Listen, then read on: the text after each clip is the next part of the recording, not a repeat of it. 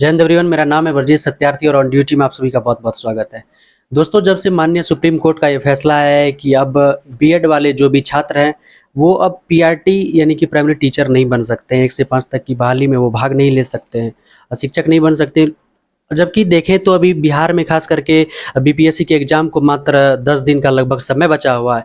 छात्रों के बीच बहुत सारा कन्फ्यूजन है, 60 से 70% छात्र बीएड वाले हैं, तो उनके बीच बहुत सारा कन्फ्यूजन है कि क्या आगे जो एग्ज़ाम है वो एग्ज़ाम टल सकता है या फिर पूरे वैकेंसी रद्द हो सकती है या फिर बीच का क्या रास्ता निकाल सकते हैं, क्योंकि अभी तक बीपीएससी का कोई ऑफिशियल नोटिस आया नहीं है कि कोई कुछ भी बता सके। लेकिन बीपीएससी का ऐसा कहा जा रहा है कि आज की सुबह के अखबार में भी आया था कि बीपीएससी एनसीटीई के साथ मिलकर बीच का रास्ता निकालेगी, छात्र हित को देखते हुए भी और सुप्रीम कोर्ट के फैसले का भी सम्मान करेगी। तो बीच का रास्ता कोई ना कोई निकाल सकती है। तो चलिए, अभी हमारे साथ प्लेटफॉर्म कोचिंग के डायरेक्टर श्री नवीन सर हैं, तो सर से बातें करते हैं और जानते हैं कि क्या छात्रों के हित में भी सरकार कितना फैसला रखेगी और माननीय सुप्रीम कोर्ट के फैसला का भी कितना स्वागत करते हुए बीच का रास्ता क्या कुछ निकल सकता है, और साथ ही साथ एग्जाम पे भी चर्चा करेंगे। तो सर, स्वागत है आपका ऑन ड्यूटी। जी, बहुत-बहुत धन्यवाद आपका। सर, अभी छात्रों के सामने बीएड वाले जो छात्र एक तरह से सर पूरी तरह से शॉक हैं, पूरी तैयारी में लगे हुए थे सर, उनकी तैयारी एकदम रफ्तार पकड़ी हुई थी, रिवीजन मोड में थे वो पूरी तरह से।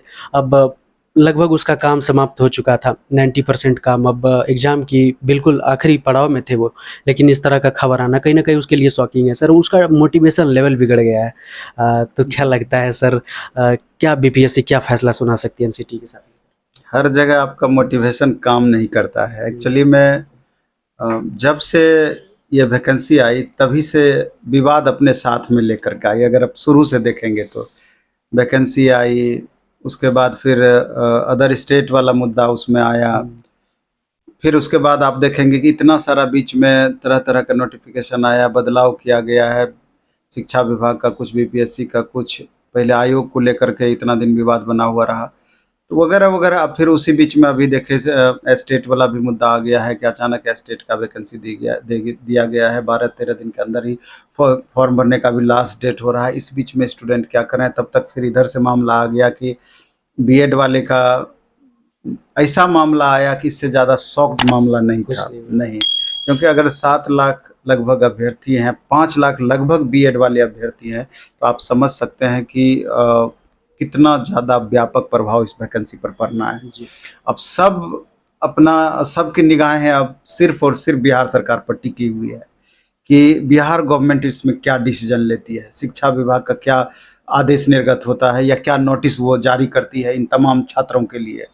और छात्रों में निराशा स्वाभाविक है, कहीं छात्र खुश भी हैं, कहीं निराश भी हैं, दोनों तरह के छात्र हैं। आज ही टेस्ट देने के लिए आए तो हम हैंड रेज़ करवाए कि कितने स्टूडेंट किस कैटेगरी के हैं, तो हमको लगा कि 70% इसमें बीएड वाले थे और 30% स्टूडेंट लगभग डीएलएड वाले थे। तो डीएलएड वाले को तो दिक्कत नहीं है, उनके साथ वो कहते हैं कि हमको उचित न्याय मिला है।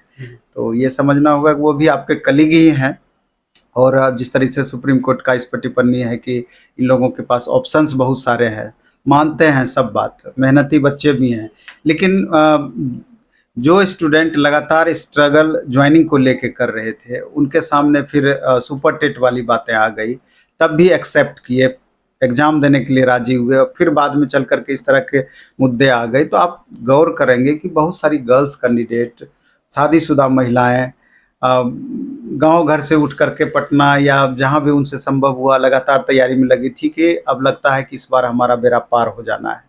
ज़रूर कोई न कोई सीट हमको मिलना है जिससे कि हमारी एक भविष्य बेहतरी की ओर हमारा बढ़ पाए। तो लेकिन अचानक उनको लगा कि सब कुछ मेरे हाथ से निकलता हुआ नज़र आ रहा है। तो चिंता स्वाभाविक है। अब देखना ये है कि चूँकि लीगल जो बातें निकल कर के सामने आ रही है, अब 166 पेज में इसका डिसीजन ही आया है। तो अब इसमें क्या होता है, ये तो लीगली बहुत ज़्यादा इस पर हम कमेंट करने की स्थिति में नहीं है। जो हम भी वीडियो देखते हैं, लीगल एडवाइज़र, वकील वगैरह का भी इंटरव्यू हम देखते हैं, तो उनका जो कहना है, तो उससे थोड़ा-सा और ज़्यादा निराशा ही प्रतीत होता है। और जहाँ तक एग्ज़ाम का सवाल है, तो हमको लगता है कि अब समय पे एग्ज़ाम होगी। ये भी कहना मुश्किल अब लग रहा है कि समय पे एग्ज़ाम हो पाएगी कि नहीं हो पाएगी। एक तो ये वाला मैटर है, ऊपर से बाढ़ की स्थिति भी आप देख रहे हैं कि लगातार बढ़ रही है। तो बहुत कम अब हमको उम्मीद लग रही है कि एग्ज़ाम समय पे हो पाएगी। लेकिन हम छात्रों से ये कहना चाहते हैं कि जब तक बिहार गवर्नमेंट इस पर कुछ एक्शन नहीं लेती है, चूँकि आपको ये भी मानना होगा कि 5 लाख करीब अगर बीएड अभ्यर्थी हैं, तो बिहार सरकार कभी नहीं चाहेगी कि ये 5 लाख अभ्यर्थी इस दौर से बाहर हों, क्योंकि ये बिहार सरकार के लिए भी परेशानी का सबब है। हाँ, क्योंकि अब देखेंगे कि केवीएस का ही आप मामला ले लीजिए, केवीएस में तो कम से कम इतना लिख दिया गया था कि कोर्ट के डिसीजन के अनुरूप ही आगे चल कर के जो भी एक्शन होगा वो हम करेंगे। तो कोर्ट का डिसीजन विरोध में आया तो स्पष्टतया वहाँ पर रिजल्ट भी इसीलिए रोक करके रखा हुआ था केवीएस का। तो वहाँ तो क्लियर है कि अब बीएड वाले का कोई उपाय नहीं है। अब बिहार में भी जैसे ब्रिज कोर्स की पहले बातें कही गई थी, तो लेकिन सुप्रीम कोर्ट के द्वारा उस पर भी प्रश्न चिन्ह लगा दिया गया है। तो अब बिहार सरकार इसमें क्या बीच का रास्ता निकालती है, ये तो हमको लगता है कि अब ज़्यादा समय नहीं लगना है। 1 से 2 दिन 3 दिन में निश्चित रूप से इससे रिलेटेड कुछ न कुछ नोटिस निकल करके सामने आएगी। इस लेकर के हम तो आशा ही दे सकते हैं कि तमाम छात्रों को आप पढ़ाई अपना करते रहें, जो भी होगा जब तक बिहार गवर्नमेंट डिसीजन नहीं दे देती है, पूरा आप बने रहें और एग्ज़ाम भी दें, अगर एग्ज़ाम देने का आपको मौका मिलता है तो। क्योंकि एक डिसीजन से सब कुछ ख़त्म नहीं होता है। आप मेहनती बच्चे हैं, लगातार मेहनत करके और लगातार आगे भी संभावनाएँ आपके लिए बनेगी, तो एक सीट आप कहीं न कहीं सुनिश्चित करने का प्रयास करेंगे। अब देखना इसमें इस वैकेंसी के मामले है कि आगे क्या होता है। सर आपने कहा कि 1 से 2 दिन में देना चाहिए और छात्र इसी को लेकर बहुत ज़्यादा वेट कर रहे हैं कि कितना जल्दी से जल्दी बीपीएससी अपना ऑफिशियल नोटिस दे दे कि हम निश्चिंत हो जाएं कि आखिर हुआ क्या है, बीपीएससी क्या फैसला करिए। लेकिन सर क्या लगता है आपको बीच का क्या रास्ता हो सकता है छात्र हित को देखते हुए भी और सुप्रीम कोर्ट के संज्ञान में जो भी सुप्रीम कोर्ट का फैसला है उसका भी सम्मान करते हुए बीच का क्या रास्ता हो सकता है सर आपके अनुसार? बिहार सरकार के लिए भी डिसीजन बहुत आसान नहीं है।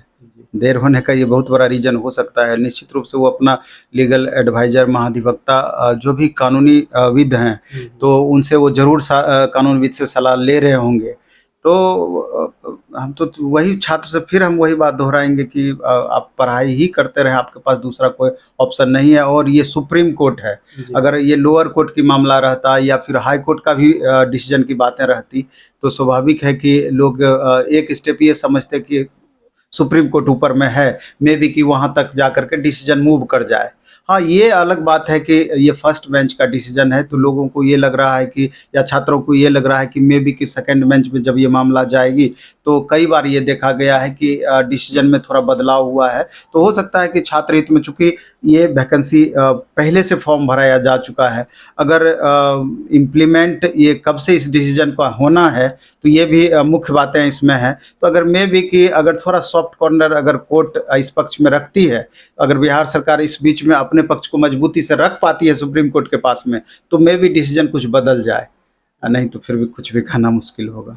धन्यवाद सर कि आपने इतना इम्पोर्टेंट टाइम दिया। जी, धन्यवाद।